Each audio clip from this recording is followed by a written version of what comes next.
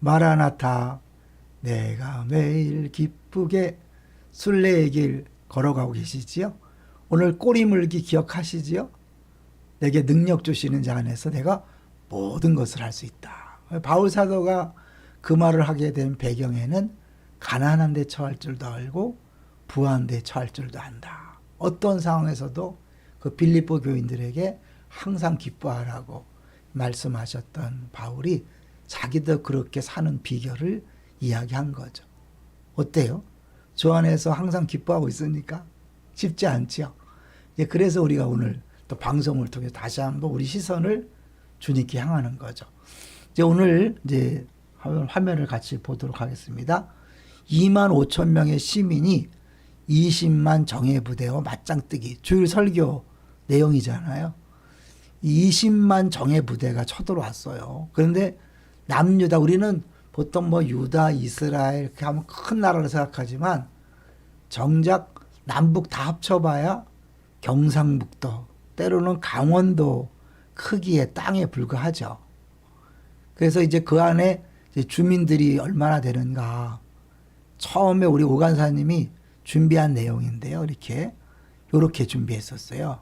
제가 이제 설교를 준비하다 보니까 안 되겠다. 갑자기 생각이 나서 인구수를 한번 조사해 봐달라. 그렇게 한 거죠. 그래서 이제 우리 오간사님이 그 다음에 바로 재빠르게 찾아서 준비한 게 이거예요. 8세기경 예루살렘 인구는 2만 5천 명이다. 근데 그것도 북이스라엘의 멸망으로 피나온 사람들과 합쳐서 2만 5천이니까요.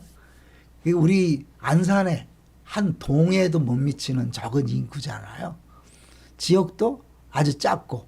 근데 이거는 사실 이 기재 나왔지만 오늘날 뭐 러시아를 넘어서 다시 러시아와 중국, 또 심하게 말하면 러시아, 중국, 미국을 합쳤다 해도 과언이 아닌 거죠. 당시에 그 누구도 대항할 수 없는 그런 부대니까요. 그런 나라와 이제 겨우 우리가 안산의 한 동에 불과한 그런 규모와 싸움이 붙은 거니까 말도 안 된 거죠.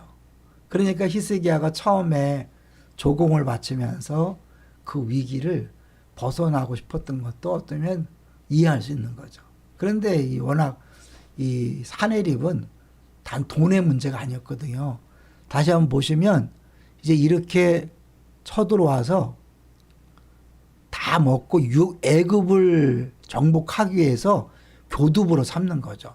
그러니까 이스라엘이 그래서 어려운 거예요. 왜냐하면 이 강대국, 아수르라는 강대국, 애굽이라는 강대국, 이런 강대국 사이에 있기 때문에 항상 서로 정복하기 위해서는 어차피 거쳐야 되는 그런 땅인 거죠. 그러니까 전쟁이 역사상 제일 많았고 그 전쟁에서 살아남기 위해서 머리 쓰다 보니까 전 세계적으로 머리 가장 좋은 민족이 되었다. 이런 말도 있잖아요.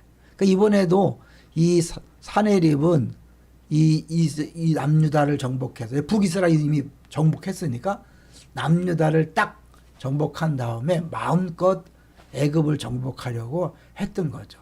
그런데 뭐 이 애굽이 목적인데 남유다와 굳이 피 흘리면서까지 싸울 필요 없으니까 말로 완전히 기죽여서 항복을 받아내려고 했던 거죠. 그래서 겁을 막 줬는데 처음에 조공을 바치니까 조공은 받고 다시 또 쳐들어온 거죠. 그래서 이제 히스기야가 이제는 안 되겠다 그래갖고 하나님 이제 전에 들어간 거잖아요. 말씀드렸죠. 열왕기하 19장이 1절과 그 다음에 마지막 절인 37절이 짝을 이룬다. 1절은 뭐였죠?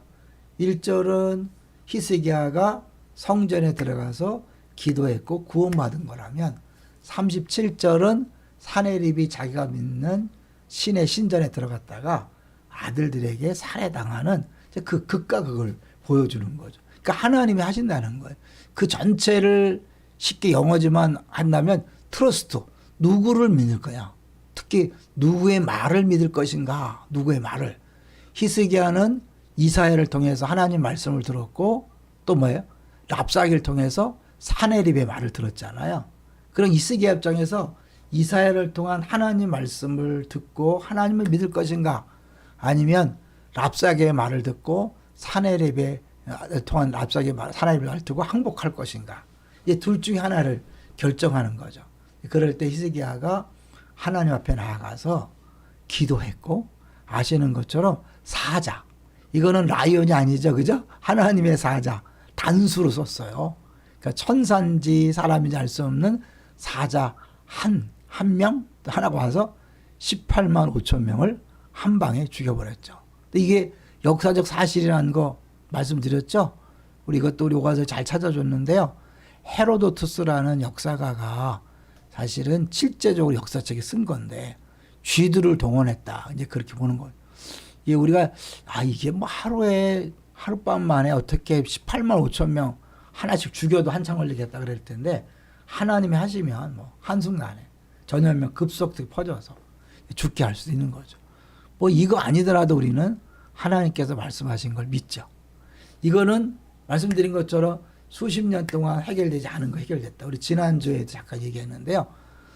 특별히 이거를 통해서 이제 아수르가 완전히 쪼그라들고 바벨론이 득세하잖아요. 다시 한번 지도를 보시면 이제 아수르가 이 전체를 먹었다가 이제 바벨론이 이때는 아주 작았는데 조금씩 커지고 있었죠.